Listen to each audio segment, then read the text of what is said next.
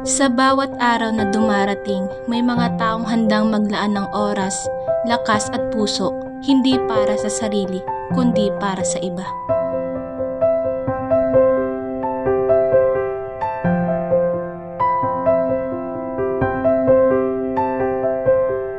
Sila ang tunay na lingkod, tahimik ngunit matatag, simpleng tao ngunit may pusong dakila.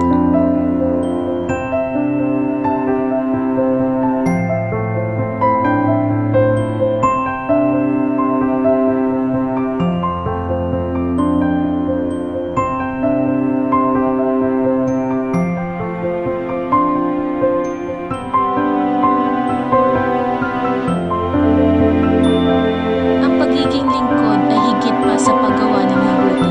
Ito ay isang bukasyon, isang panawagan na tumulong, magmahal at magbahagi kahit walang kapalit.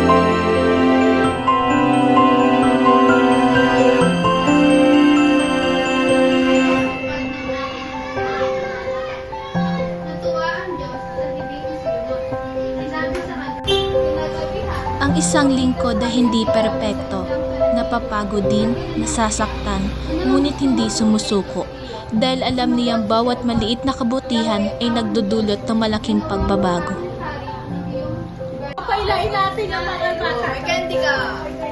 Oh, 3 times 3. Sarap.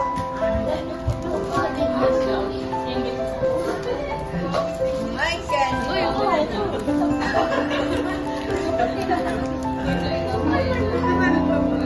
May candy ka.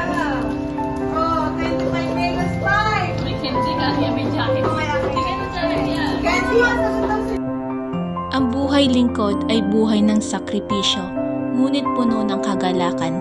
Buhay ng pagtulong, ngunit hindi pa riyan, ito'y buhay ng pag-ibig.